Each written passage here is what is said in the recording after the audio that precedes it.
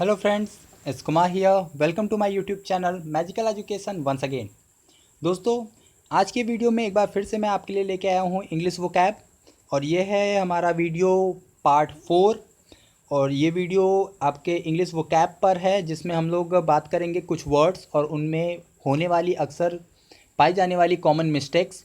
So friends, अगर आप ध्यान दीजिए तो आप देख सकते हैं कि ये जो वीडियो है वो आपके एसएससी और बैंकिंग के एग्ज़ाम के पॉइंट ऑफ व्यू से बहुत इंपॉर्टेंट है, क्योंकि अक्सर एक एसएससी और बैंकिंग में इंग्लिश वोकैब से रिलेटेड बहुत सारे क्वेश्चंस पूछे जाते हैं। तो चलिए फ्रेंड्स, आज हम लोग इंग्लिश पे कुछ बात करते हैं वर्ड्स के बारे में।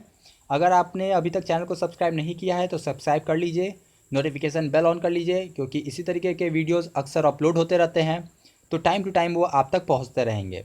चलिए दोस्तों, शुरू करते हैं। सबसे पहला वर्ड है दोस्तों, बहुत कॉमन सा वर्ड है, जिराफ। आपने सुना होगा जिराफ एक जानवर होता है। तो इसकी जो स्पेलिंग है, इसमें अक्सर गलती हम लोग करते हैं कि हम लोग डबल एफ़ की जगह सिंगल एफ़ यूज़ कर देते हैं, जबकि जिराफ में डबल एफ़ होता है। तो आपको यहाँ पे ये ध्यान देना है, इसमें जो मिस्टेक होती है वो होती है डबल एफ़ की। आपको डबल एफ़ लिखना होगा, न कि सिंगल एफ़। नेक्स्ट जो है दोस्तों, वो है आपका फॉरफिट। फॉरफिट में जो गलती होती है वो अक्सर होती है दोस्तों ई आई में। ई आई जो है वो सही है, जबकि हम लोग आई ई कभी कभी लिख देते हैं, या हम लोग जो है ई को भूल जाते हैं, FORFIT फॉरफिट लिख देते हैं। तो ये एक बहुत ही कॉमन सी मिस्टेक है इसकी, तो इसको भी आपको ध्यान देना चाहिए। इसी तरीके से अगर नेक्स्ट देखें तो अनटिल। अनटिल में अक्सर हम लोग गलती ये करते हैं कि हम लोग लास्ट में डबल एल यूज़ करते हैं, जबकि अनटिल में सिंगल एल होता है। ठीक है। फिर अगर नेक्स्ट देखें तो नेक्स्ट है हम लोग का कलीग। कलीग मतलब जो साथ काम करते हैं उनको कलीग कहते हैं।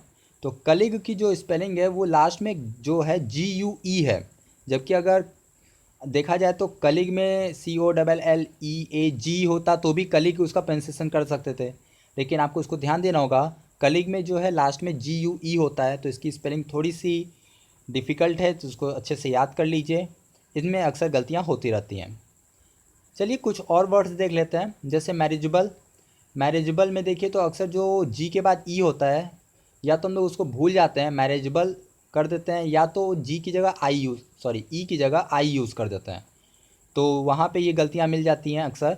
ये भी एक बहुत ही कॉमन सा मिस्टेक है जो कि अक्सर देखने को मिलता है। नेक्स्ट है प्रोनंसिएशन। प्रोनंसिएशन की स्पेलिंग आपके सामने है, PRONUNCIATION। प्रोनंसिएशन मतलब जो उच्चारण हम लोग करते हैं उसको प्रोनंसिएशन कहते हैं।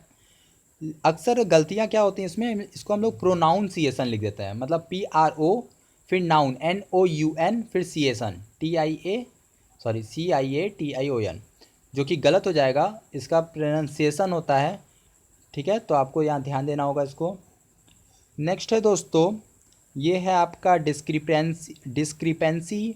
और इसमें जो गलती मिलती है वो क्री वाला जो प्रोनाउंसिएशन है उसमें मिलती है।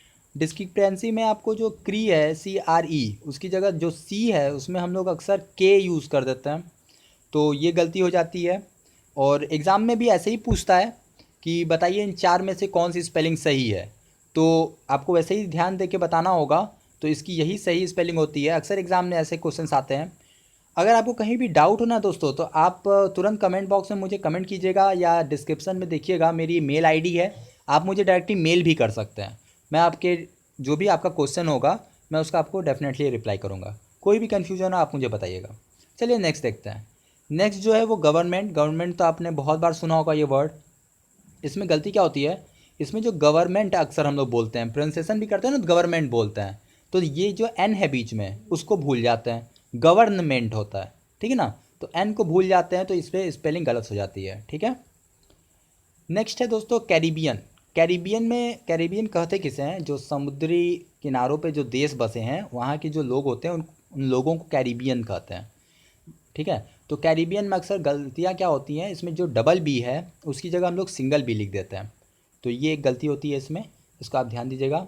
और लास्ट है टुमारो। टुमारो के बारे में तो आपको पता ही होगा, टुमारो मतलब आने वाला कल, ये तो आपने वर्ड बिल्कुल सुना होगा। लेकिन इसमें गलती क्या करते हैं, इसमें हम लोग अक्सर डबल एम यूज़ कर देते हैं जबकि सिंगल एम होता है ना। तो आपने खुद भी ध्यान दिया होगा कि डबल एम यूज़ कर देते हैं हम लोग गलती से। तो ये थे आपके 10 वर्ड्स जिसमें मैंने कॉमन मिस्टेक्स बताया। ये था आपका वीडियो 4।